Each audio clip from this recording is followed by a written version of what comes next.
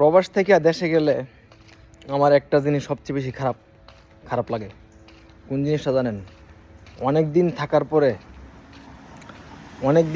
পরে অনেকে এসে জিজ্ঞাসা করে, কি রে আর কি যাইতে পারবি না? তোর ভিসা কি বস একবারে ক্যান্সেল করে পাঠাই দিছে? তুই তো মনে হয় আর যাইতে পারবি না। সবাই নিয়ে এটা হাসাহাসি করে, এটা নিয়ে মজা করে। এই জিনিসটা আসলে সবচেয়ে বেশি খারাপ লাগে। আরে ভাই, আমি দেশে গেছি, আমি বিদেশ কি আবার যামু না যামু, এটা তো আমার সমস্যা, এটা তো আর তোদের সমস্যা না।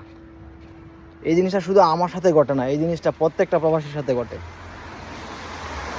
প্রত্যেকটা প্রবাসীর সাথে এই জিনিসটা ঘটে। প্রত্যেকটা প্রবাসী এই সমস্যাটা ফেস করে। অনেকদিন থাকার পরে অনেকে জিজ্ঞাসা করে, কিরে তুই তো মনে আর যাইতে পারবি না, তোর তো মনে একবারে পাঠাই দিছে। এটা নিয়ে মানুষ মজা করে, ঠিক আছে? কোনো একজন আইসা বলে না, কোনো একটা প্রাণী আইসা বলে না যে আইসোস আর যাইতে হইব না, দেশে কিছু কর, দেশে একটা কিছু কর।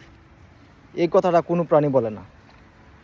কোনো প্রাণী আইসা এই কথাটা বইলে সাহস দেয় না, প্রবাসীরা সাহস দেয় না। প্রবাসী অনেকদিন থাকার পরে আমরা প্রবাসীরা হয়ে যাই ওদের বোঝা, দেশের মানুষের বোঝা। খুব খারাপ লাগে জিনিসটা।